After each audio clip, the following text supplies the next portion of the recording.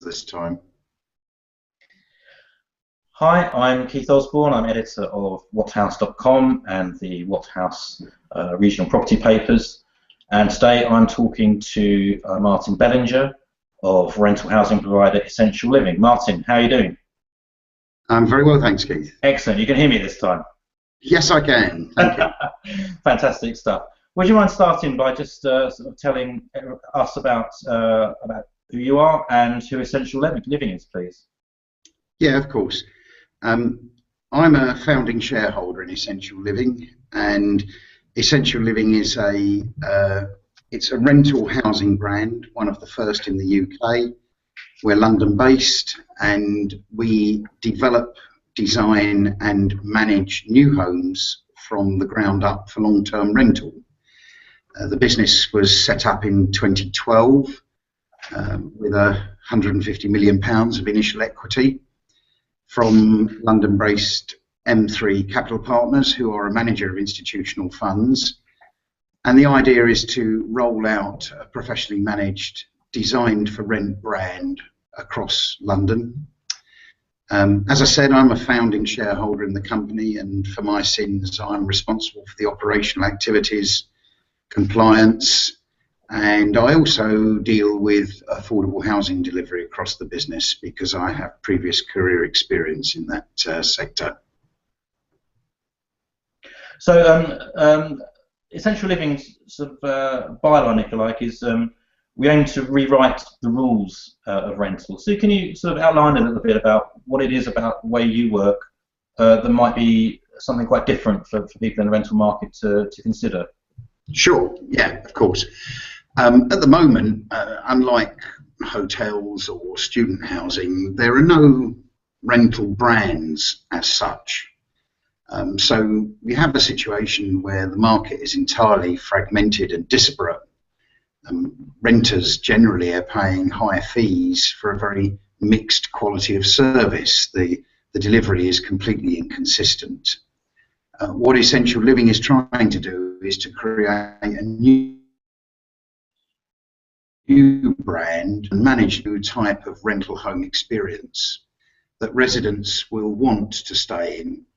In other words, we're trying to make renting more of a lifestyle choice than a financial choice. We're trying to get away from the stigmatism of renting being merely a stepping stone to buying, and actually encouraging residents through the quality of services that we offer into selecting rental as a choice for the longer term. So do you think then that either perception of renting is already changed, or is one of the things you're trying to do actually to actively sort of change that perception of renting as being a sort of, you know, a poor cousin of home ownership, if you like? Right. Well, at the moment, the only things that you tend to hear about in the press and media around renting as it stands are bad stories. Inevitably, it's always the horror stories that get the publicity. The truth of the matter is that most people who rent homes do so from private landlords, and most of those people rent satisfactorily, let's say, without necessarily problems with their landlord. The number of rogue landlords, as they're called, is relatively small in number. But the fact is that the rental offer as it exists at the moment is very, very disparate. There is an inconsistency to the service quality, and indeed in most instances there are no services offered other than the roof over your head itself. What we're trying to do is to change that perception by creating a professionally managed and very consistent product offer, so that renting becomes more of a lifestyle choice rather than a stopgap choice. We want to eventually aim towards a position where renting provides services and amenities that you wouldn't get if you were a buyer. Buyer making both to individuals, couples, and young families. So what sort of services would you be referring to there, Martin? Well, at the moment, what we're trying to do is we're trying to encourage a perception amongst residents that the entrance to their home begins at the entrance to the building, as opposed to the front door of their own small silo within the building. And to do that, all of our developments include very substantial tenant spaces. And I'm not talking about a big hall with a couple of chairs in. All of our buildings have concierges. They all have tenant lounges. They all have meeting spaces for home working, so that if you are working at home, you could have a proper professional business meeting in the building without having to invite someone into your flat and sort of kick your dirty laundry under the bed, so as to speak. We're trying to promote these spaces as available to all the tenants, and we're putting them in the most exclusive parts of the building, namely the top floors, where ordinarily in conventional housing for sale developments you would put the penthouse apartments. Mm-hmm. And that value would be vested in a tiny number of owners. In our developments, we put all our tenant amenities up at the top floors, so that even the resident who's in a first floor apartment at the back, you know, with a relatively obscured view, has the same right of benefit and value from those amenities as the resident living on the floor below them.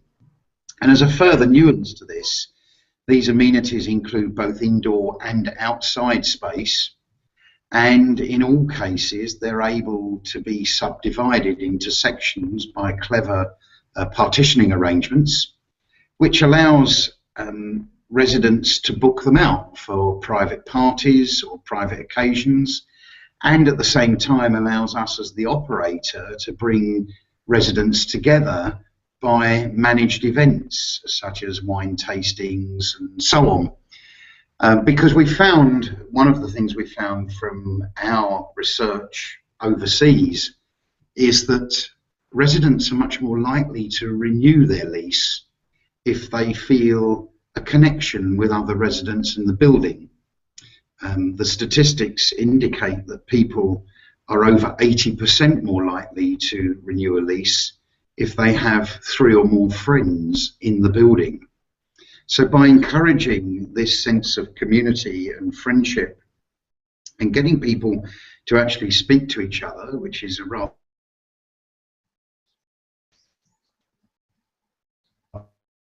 community that people want to belong to, feel comfortably in, and don't want to leave.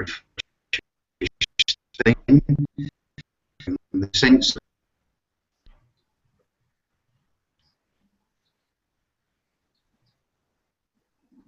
you again. No, I've got you. I lost you a second here as well.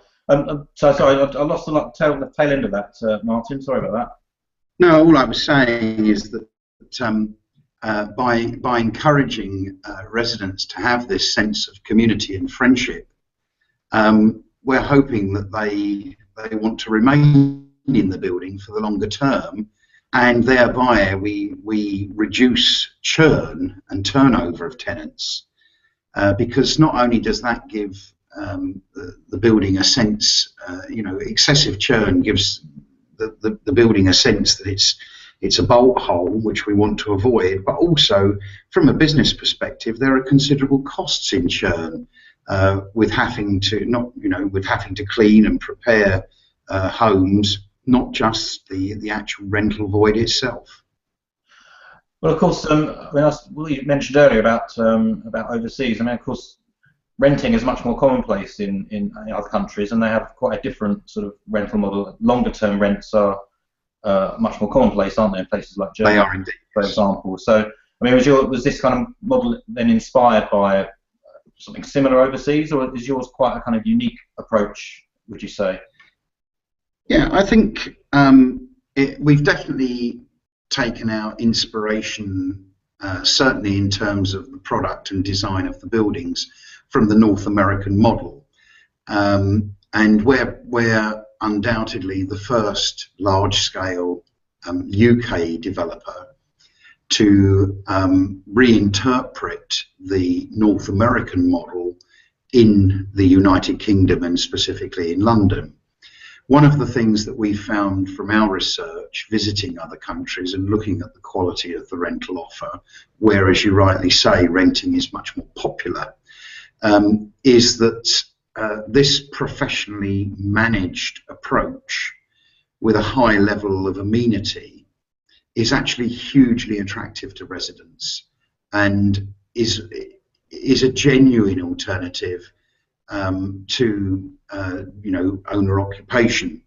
We're not under any illusions in the UK. We are, of course, Mrs. Thatcher's children, and it is ingrained on us that an Englishman's home is his castle, and therefore the priority market in the UK will always be owner occupation.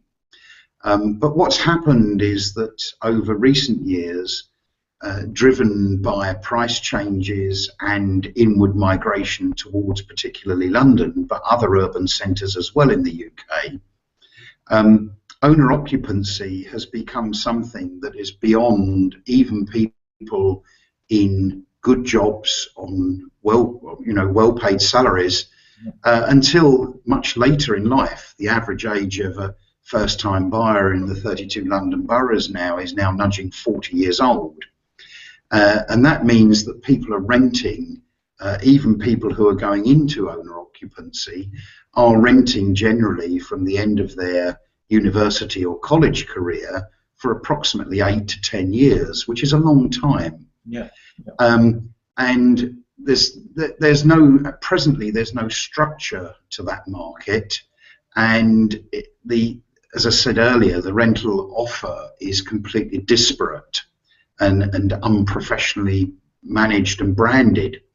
We think that there's a market here not only to encourage those people who are already renting into a professionally run and managed product, but actually people who might have been thinking of buying, when they have experienced the quality of the professionally branded and managed offer that we'll provide, they'll think twice and actually defer the decision to buy because of the high level of amenity and service that they get when they're renting with us, that they will be giving up when they move into owner occupancy.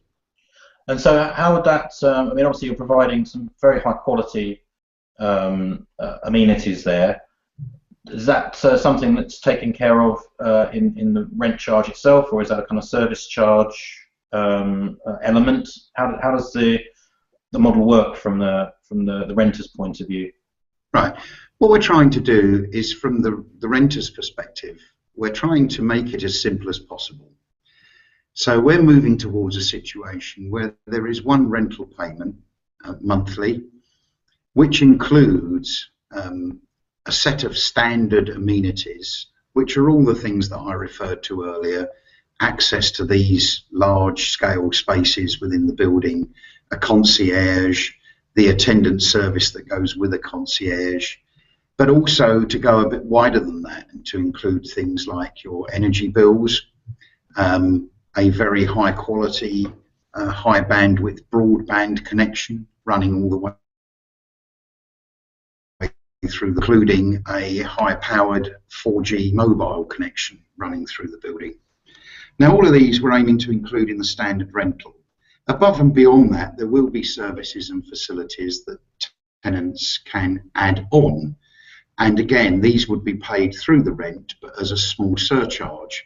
Obvious things like cleaning, laundry, and such like, all of which would be available through the concierge stroke building manager that's present in each building. If you don't want those amenities, you don't have to add them. But for people who do, they're available centrally sourced from the building manager at a level of discount, because we will be negotiating with providers of things like cleaning services on a bulk basis. So residents will benefit from levels of discount that as individuals they couldn't ordinarily access.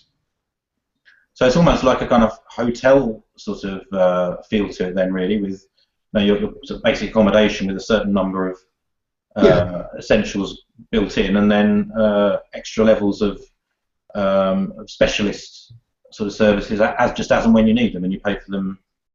Yeah, as and when they come up. Yeah, it's certainly true to say that there is more in common with the hospitality industry than there is with the existing private rental stock. I completely accept that. And obviously, you've described some of those sort of high quality, sort of standard services, and obviously opportunities for some of the other additional services as well. Is that matched with the specification of the properties themselves, about the individual apartments? And we're currently working on this with a number of suppliers directly. So we've tried insofar as we can to move towards a standard level of specification across our developments that achieves a consistently high standard. Now, that said, there are different occupier expectations in different locations. So, for example, just to pick an example out of the sky, there are a number of developments in and around the Canary Wharf area that benefit from things like swimming pools, full-scale gymnasiums, etc. And therefore, tenants looking for a property in that location are used to having the availability of those items. Therefore, for our development in Canary Wharf, we have ensured that it is equipped with a swimming pool and a gym and a residence bar, come social area, because those are familiarities to anyone who's presently living in that location. Yeah. So there are location by location differences which are nuanced to the particular needs and expectations of a locality. But our general development standard is of a high level, with a high level of amenity, and that is the same in all of our developments. And you talked about the local differences there, Martin. But what sort of localities and districts of London are you currently offering developments at the moment? That got a little bit broken up, but I think you were asking in what sort of locations we were expecting to make our accommodation available. Is that right? Exactly. Right. At the moment, we have 8 schemes, and of those, 3 are in full-blown construction, and the other 5 are at various points in the planning and pre-construction process. They vary from Bethnal Green and Canary Wharf in the east, through Camden, Ealing, Croydon, Greenwich, and we also have a scheme in Maidenhead. People raised their eyebrows slightly at Maidenhead, but the decision to invest in Maidenhead was very deliberate because it is the terminus of Crossrail, which opens in 2018. Of course, I think that Maidenhead is going to be a major hub in years to come with Crossrail. The effect of Crossrail is actually going to probably transform a lot of parts of London, isn't it? Yeah, sorry, you're getting a bit bouncy on your end. I was just saying, I'm having some difficulty hearing you. But I was just saying how Crossrail is going to actually change the game for quite a lot of parts of London, because that's going to, and outside of London, because it's obviously going to connect a lot of places that were otherwise reasonably, I suppose. Yes, it is. Yes, you're absolutely. Yeah, you're absolutely correct. One of the consistencies about all of our locations, though, is that they're all located close to or even on top of main transport hubs. We actually have 2 schemes that sit directly on top of tube stations, one at Archway and one at Swiss Cottage in Camden. And we've we've deliberately invested in locations that are literally only a short walk from a major transport hub, and that will continue to be one of our defining aspects to any of our developments. We encourage all of our developments to be car-free. We do operate club car type arrangements, but we're trying to move towards an emphasis on public transport, and therefore we deliberately seek out locations that are within a few minutes walk of major transport hubs. And in that respect, you're quite right, Crossrail is going to unlock other areas west and east of London, but that made the decision to invest in Maidenhead very easy. Our site is in the high street and it's about a 6-minute walk from the Crossrail terminus. Well, that sounds perfect for that part of the world to connect commuters quickly to the centre of town, and also beyond, of course, into Docklands, isn't it?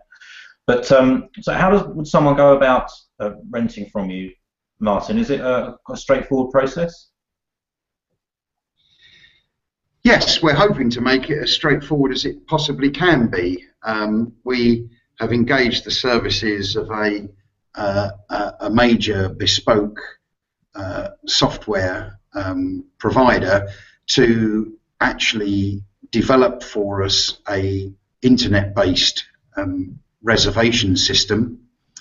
We're trying to organise documentation in a way that is easy and user-friendly. We're very conscious that obviously a rental agreement is a legal document, but at the moment renting can be very off-putting when you're presented with an assured short-hold tenancy agreement that runs to 30 or 40 pages, and for the layperson seems very full of legalese. Yes. Yeah. So we're working with our lawyers and advisors to move to a much more user-friendly suite of documents, and we're trying to create a standard tenancy agreement that is little more than 2 pages long. We're also moving towards a tenant manual, a user manual, so that there's familiarity with every aspect of the development and the technology within it. And we'd like to be in a situation, hopefully by the end of 2015, where prospective residents could actually, via our website, take a virtual tour of individual apartments, having already identified which apartments are available and which aren't, and then move straight through to a reservations process, which in the same way as buying anything else on the internet can be accompanied by a very brief credit check, so that there's complete customer convenience. On the other hand, if people want to go old school and want to come to a development and walk around it and see it with their own eyes and touch and feel, we aim to accommodate that as well. It does sound like you're moving towards actually quite a sort of remote way of people being able to access your properties without all that sort of the kerfuffle, if you like, of the traditional sort of rental model, where there's the paperwork and the procedure seems to take up forever, doesn't it, before you actually think about moving your stuff in? Yes, one of our main strategic business objectives is to move to a situation where renting is actually easier for the renter.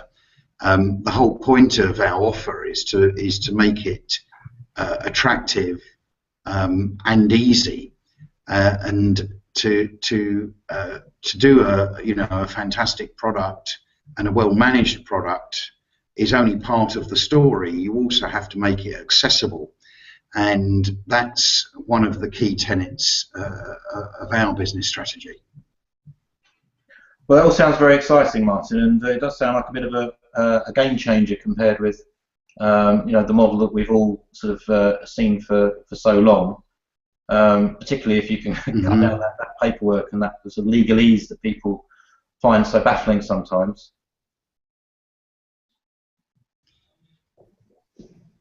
We hope so, indeed.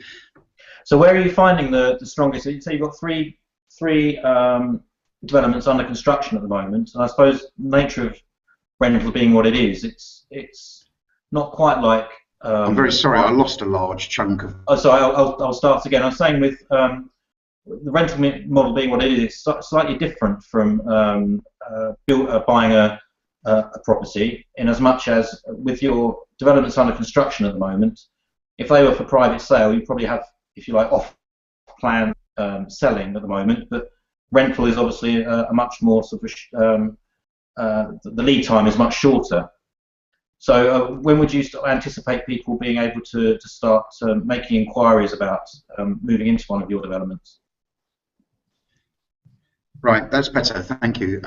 Yeah, our first marketing will go live in Q4 of this year, and with a view to our first residents moving into their new homes in February, March, April time 2016. Our initial offering will be at Maidenhead, but that will be very quickly followed by Bethnal Green and Archway, where we have lettings starting from the middle of next year also. So our offer is only about a year away now in terms of residents actually putting keys in front doors, and the marketing to secure those reservations will start, as I say, in the Q4 this year. Well, that all sounds really, really exciting, Martin. That's I think it's going to be quite a little revolution, I think, in those places where you're launching. I think before we sort of wind things up now, can you just let people know where they can find out a little bit more about your company and about the developments that are coming up? Yes, of course. If you look at our website, which is www.essentialliving.com, there is on there a tab that shows you all of our developments. You can also use the inquiry tab on the website to register an inquiry. And as we move through the year, you will be contacted and brought into the marketing process and given much more information about the apartments in the developments that you're seeking and interested in. Well, that sounds fantastic, Martin. I want to thank you very much for taking the time to speak to What House today, and I wish you well with your developments coming up. Thank you. My pleasure. Thanks very much indeed.